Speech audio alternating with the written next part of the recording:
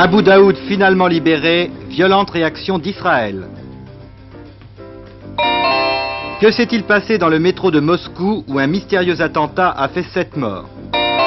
Rencontre entre les premiers ministres français et britanniques à Londres. En Coupe d'Europe, Saint-Étienne opposé pour la première fois aux champions d'Angleterre. Les Français aux légumes secs à cause de la forte hausse chez les grossistes, notre dossier. Mesdames et messieurs, bonsoir. Régime sec, en effet, pour les légumes. Si cela continue, si les légumes frais restent au prix très élevé où ils sont actuellement, malgré d'ailleurs une légère baisse des cours ce matin à Rungis, eh bien, les consommateurs français, et vous, mesdames, risquent bien de ne plus avoir d'autre solution que de les bouder et d'acheter des légumes secs de remplacement. La flambée du prix des carottes, des poireaux, des salades, c'est un problème qui intéresse tout le monde. Nous y reviendrons dans le dossier que Philippe Sassier et Alain Doubesky ont préparé à la fin de ce journal. Mais d'abord, et bien entendu, la libération d'Abu Daoud, arrêté par la DST à la suite d'un mandat international, et remis dans l'avion d'Alger cet après-midi. C'est une décision qui a provoqué de la part du gouvernement israélien une réaction extrêmement vive, nous y reviendrons dans un instant, mais d'abord les circonstances de la libération et du départ du leader palestinien. C'est la chambre d'accusation de Paris qui a pris en fin de matinée la décision de remettre en liberté Youssef Raji Ben Hanna, qui se défend d'être Abu Daoud. La Chambre a estimé que les autorités judiciaires allemandes n'avaient pas confirmé par voie diplomatique leur demande d'extradition. Quant à l'autre demande d'extradition formulée par Israël, elle a été jugée inacceptable. La décision de mise en liberté était donc exécutoire immédiatement, et à 15 h, Youssef Raji Ben Hanna était ramené en car à la prison de la Santé pour y récupérer ses affaires personnelles. La rue de la Santé avait été interdite à la circulation, et de nombreuses forces de sécurité avaient pris position autour de la prison. Un quart d'heure après, aux environs de 15 h 20, le Palestinien quitte la prison de la Santé à bord d'une voiture de police banalisée, elle-même encadrée de nombreux véhicules de sécurité. Suivi par la meute traditionnelle de journalistes, le cortège prend alors la direction de l'aéroport d'Orly. Orly, 15 h 45, en imperméable bleu marine, le regard dissimulé par des lunettes fumées, le Palestinien est pris en charge par la police de l'air de l'aéroport. Il tente d'échapper aux journalistes et aux photographes qui essaient de l'approcher, mais pas à la caméra d'Antenne 2. Le voici qui monte, le premier, les marches de la passerelle d'embarquement. 16 h 30, Youssef Raji Ben Hanna prend place à bord du Boeing d'Air Algérie à destination d'Alger, où il est arrivé en début de soirée. Pendant ce départ donc du leader palestinien, M. Allon faisait devant le Parlement israélien une déclaration extrêmement vive et son gouvernement avertissait officiellement la France de son intention de rappeler son ambassadeur à Paris.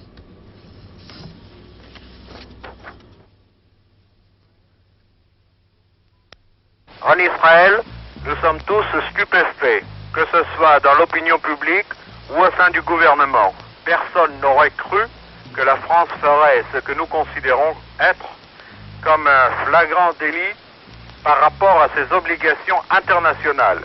La France a signé un accord d'extradition avec Israël qu'Israël a toujours respecté à la lettre, mais la France, elle, a choisi de libérer et en vitesse record un criminel qui a commis des crimes les plus abominables qui choquent encore aujourd'hui toute l'opinion publique israélienne.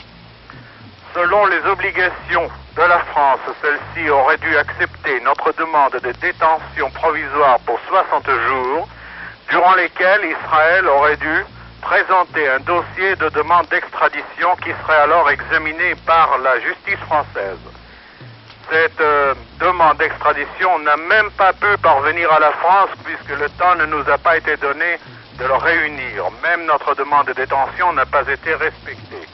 En Israël, nous sommes donc consternés, choqués, et nous venons de demander le rappel de notre ambassadeur à Paris pour consultation à Jérusalem.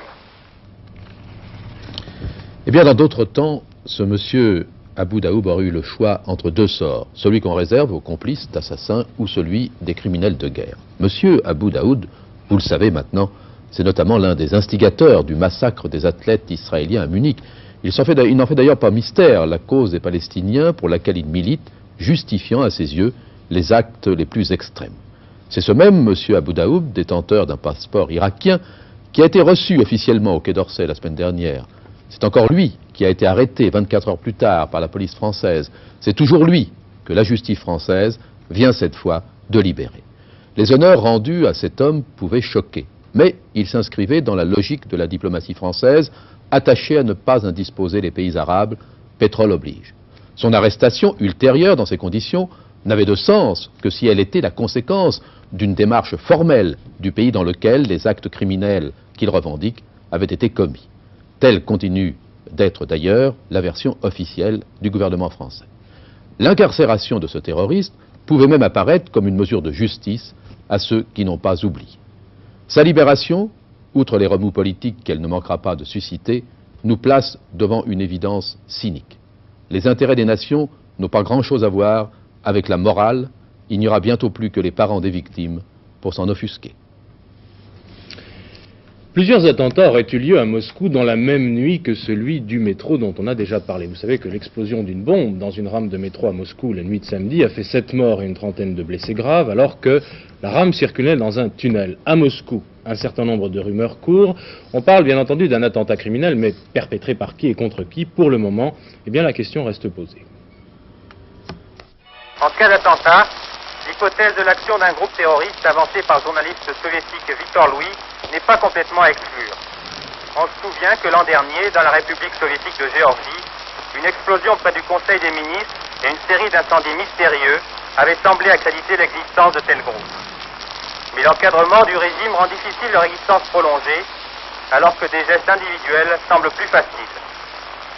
En tout cas, les observateurs excluent la culpabilité des dissidents connus en Occident, dont toute la pratique est dirigée vers des actions non violentes. Oui, les dissidents, car immédiatement après l'attentat, on avait en effet laissé courir le bruit à Moscou que la bombe aurait pu être posée par un mouvement dissident. Il semble donc qu'il n'en soit rien, en tout cas que l'enquête s'oriente sur une autre piste. D'ailleurs, un ami de Solzhenitsyn et de Pliouch, lui-même ancien dissident et qui vit maintenant en France, estime que ces méthodes ne sont absolument pas en accord avec les idées que défendent ses amis. Monsieur, je ne peux rien dire sur les auteurs de l'attentat que je ne connais pas. Je peux vous dire seulement ce que je crois qui ne peuvent pas être les auteurs de cet attentat parce qu'ils n'avaient aucun intérêt à le faire. D'après moi, les dissidents, les contestataires de Moscou, de l'Union soviétique en général, n'auraient aucun intérêt à provoquer une relance formidable des répressions qui sont déjà assez draconiennes envers tous ces milieux-là. D'autant plus, je peux encore y ajouter que jusqu'ici, les dissidents de l'Union soviétique ont toujours respecté les règles du jeu et ils étaient toujours dans le cadre de la légalité. Ils ont lutté pour la constitution de l'Union soviétique et même quand ils ont manifesté à la place rouge, ils l'ont fait parce qu'ils avaient le droit de le faire d'après les droits de l'homme qui pouvaient être garantis. Donc ce ne sont pas eux qui ont violé les règles, ce sont ceux qui les ont opprimés et qui les ont jetés dans les prisons à cause de leurs actions tout à fait loyales. À votre avis, qui ça peut être? Eh bien, voyez-vous, ça peut être des antidissidents, des anticontestataires et des anti-juifs, ceux qui ont intérêt à provoquer des répressions contre tous ces groupes.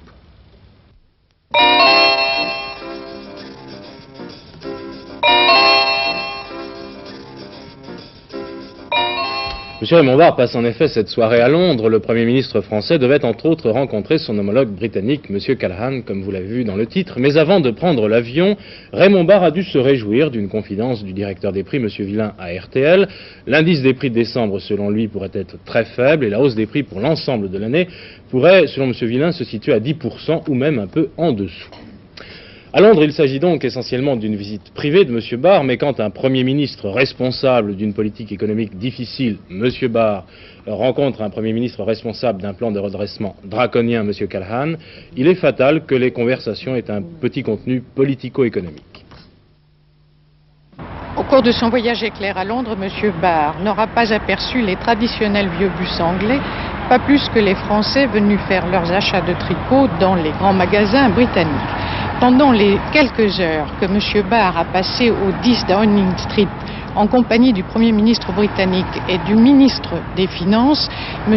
Barre a surtout préparé le sommet européen qui réunira les dirigeants du monde occidental avant 6 mois. Mais le chef du gouvernement français a évoqué tout à la fois la crise mondiale, la situation monétaire propre à la Grande-Bretagne et à la France, et aussi un certain nombre de dossiers européens. Monsieur Jim Callaghan et Monsieur Barr, qui se connaissent depuis longtemps, ont comparé leurs méthodes pour lutter contre l'inflation. Ils ont également, un peu plus tard, parlé, cette fois avec Monsieur Denis Hillet, chancelier de l'Échiquier, des remèdes à faire ingurgiter à leur monnaie pour leur donner une meilleure santé. Enfin, Monsieur Barr, expert européen, devait aussi aborder le difficile dossier agricole. Sur ce point, on le sait, Anglais et Français sont en désaccord. Autre dossier épineux, ceux du textile, de la pêche et de l'énergie. La France souhaiterait que la Grande-Bretagne ne réserve pas le pétrole de la mer du Nord à son usage exclusif. Monsieur Barr dira peut-être ce soir au cours du dîner offert par la Chambre de commerce française s'il a trouvé des partenaires coopératifs ou non.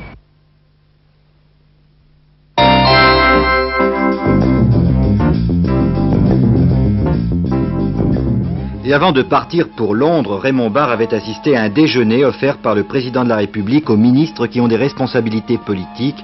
Olivier Guichard pour le RPR, Michel Poniatowski, Républicain indépendant, Jean Le Canuet, CDS et Michel Durafour, que vous voyez en ce moment, Radical. Cette réunion était liée sans doute à la préparation de la conférence de presse du chef de l'État lundi prochain. M. Giscard d'Estaing avait annoncé récemment qu'il traiterait des problèmes politiques français dans un sens de clarification.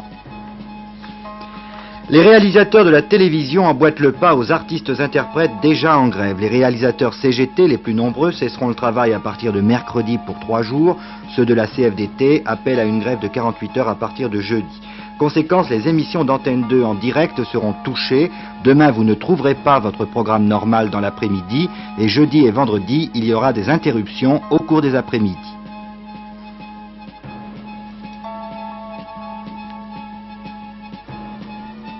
Un élément de plus au mystère de Breuil, des inconnus ont pénétré par effraction la nuit dernière dans le château du député assassiné à Breuil dans l'Eure. On ignore s'ils ont pris quelque chose car ils ont dû déguerpir après avoir actionné un système d'alarme. D'autre part, au Luxembourg, rebondissement dans l'affaire de la Sodétex dont M. De Breuil était un administrateur avec messieurs Leclerc et Bignon. On vient de s'apercevoir que les 3 hommes n'avaient pas déposé leur signature pour effectuer des opérations bancaires. Le droit de signature appartenait en fait à un autre homme d'affaires, M. Deléon. Mystérieux attentat au domicile de Albert Tesser, le viticulteur interpellé après la fusillade de Montredon entre forces de l'ordre et viticulteurs.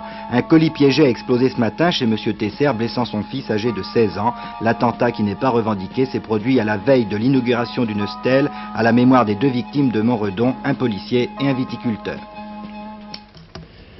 Le tourisme en France pourrait changer de visage. C'est en tout cas ce que souhaite Valéry Giscard d'Estaing qui, dans une lettre au docteur Blanc, député de la Lozère, propose 3 idées pour une réforme du tourisme. Une meilleure implantation des équipements sportifs et touristiques, une utilisation meilleure des équipements existants, une meilleure répartition des aides publiques aux touristes, axée sur les besoins des Français les plus défavorisés. Le docteur Blanc est chargé maintenant de mettre sur pied une commission pour préparer cette réforme, en se souvenant que près de la moitié des Français ne prennent pas de vacances, dont une bonne partie faute de moyens.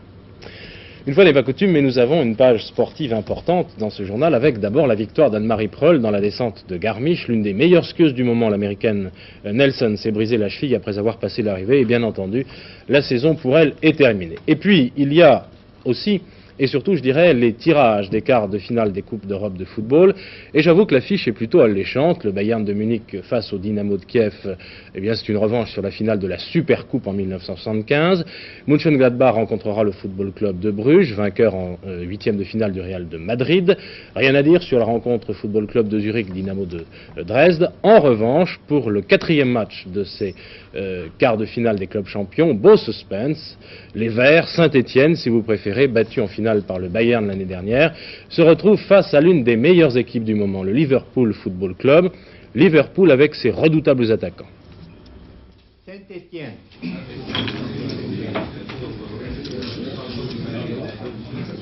Liverpool.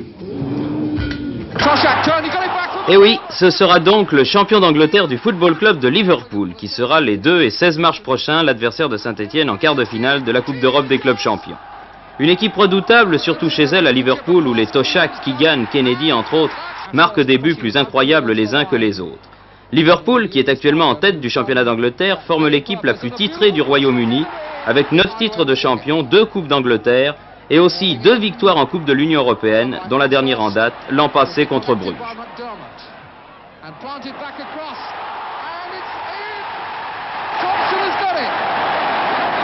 Liverpool, c'est une affiche qui plaira certainement au public stéphanois et qui devrait permettre aux joueurs de Saint-Étienne de se transcender une nouvelle fois.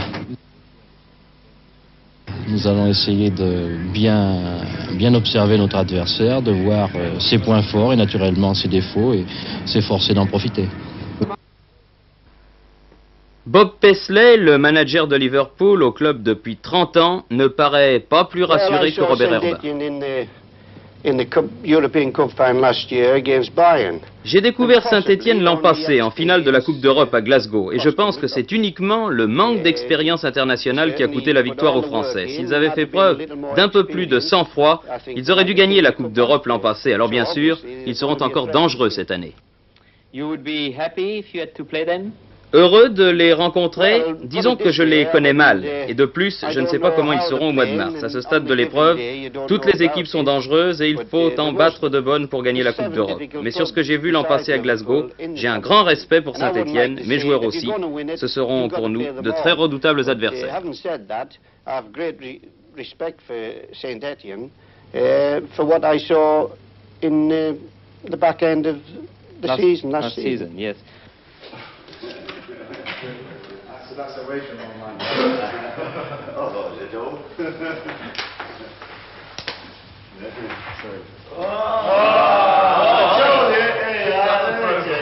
Il valait mieux que Liverpool.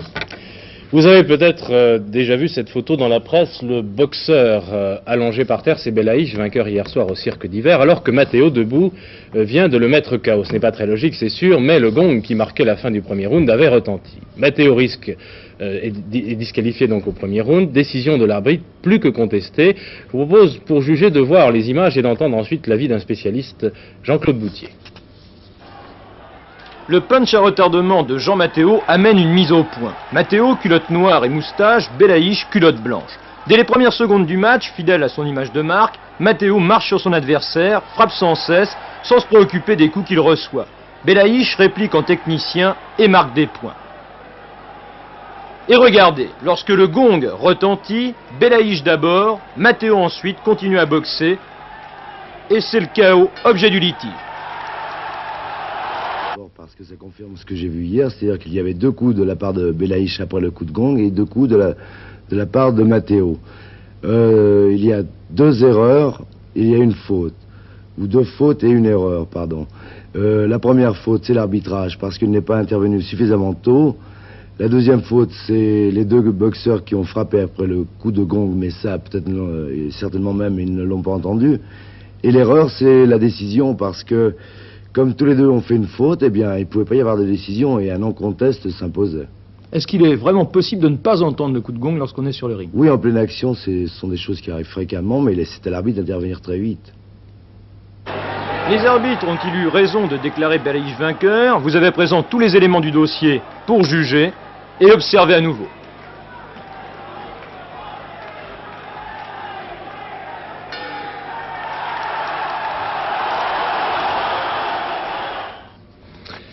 Une triste nouvelle pour refermer cette page sportive, la mort brutale de Jean Tarisse aujourd'hui à Grasse à l'âge de 68 ans. Jean Tarisse était un très grand nom de la natation française d'avant-guerre, recordman du monde du 400 mètres libre, 7 fois recordman du monde dans sa carrière et d'innombrables fois recordman d'Europe et de France aussi, et battu d'extrême justesse en finale du 400 mètres aux Jeux Olympiques de Los Angeles.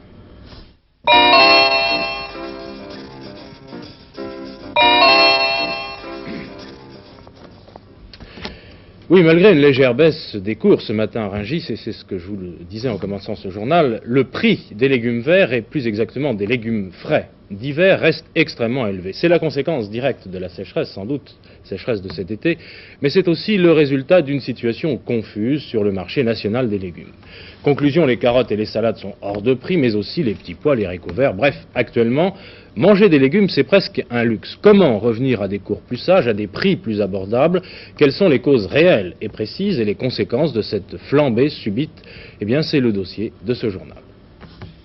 Pour les détaillants, la marge bénéficiaire est déterminée en valeur absolue. Exemple, Si la marge est fixée à 20 centimes le kilo pour un produit donné, ils ne pourront le revendre que 1 franc 20 s'ils l'ont acheté 1 franc, ou 5 francs 20 s'ils l'ont acheté 5 francs.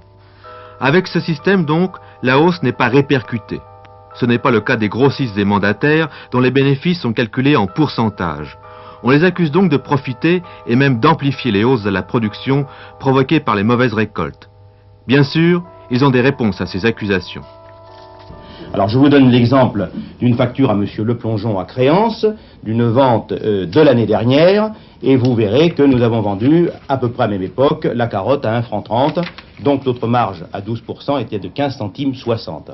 Cette année, une autre facture à un de ses voisins et même type de production, monsieur Larose à créance, nous avons vendu la carotte jeudi dernier le 6-1, vous voyez la date, à 3 francs, donc notre marge a été de 36 centimes. Bon alors vous passez de 15 centimes 60 à 36 centimes, vous gagnez plus d'argent.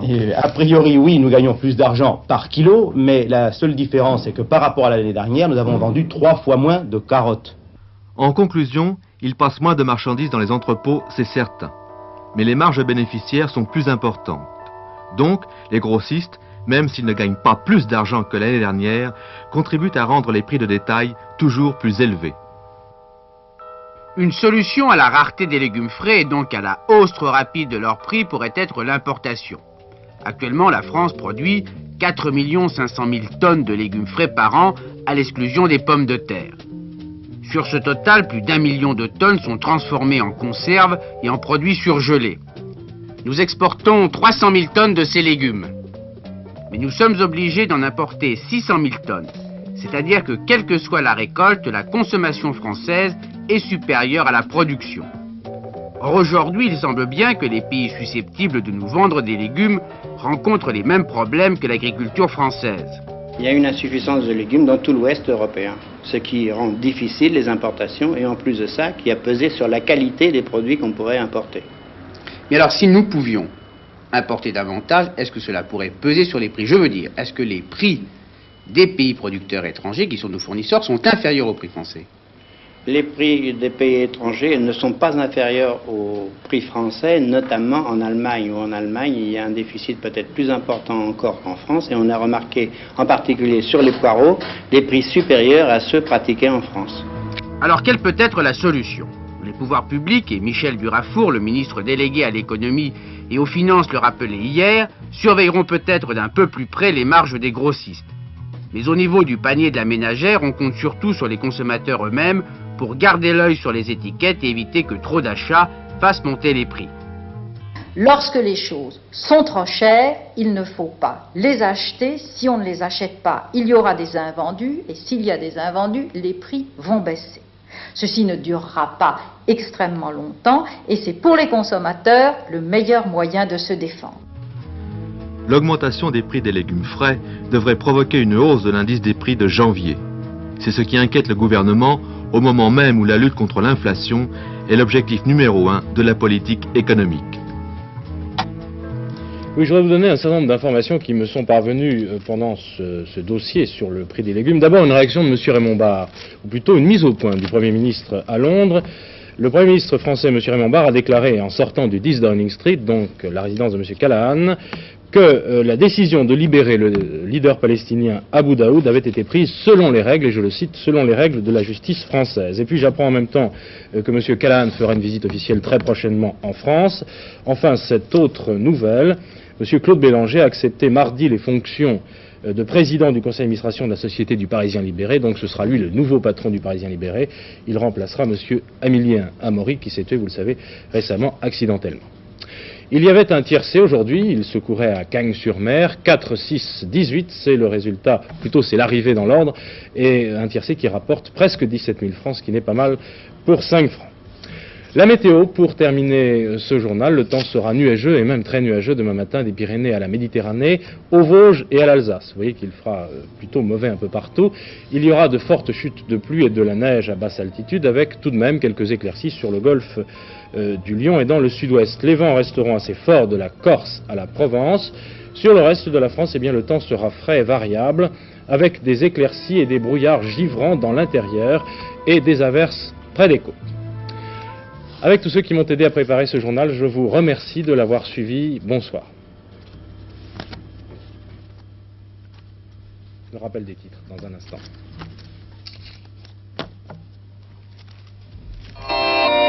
Sévère réaction d'Israël après la libération d'Abu Daoud. L'attentat du métro de Moscou, toujours pas expliqué. Raymond Barre à Londres a rencontré son homologue anglais. Saint-Étienne-Liverpool en Coupe d'Europe, premier match le 2 mars. Dernier journal à 23h30 après les dossiers de l'écran.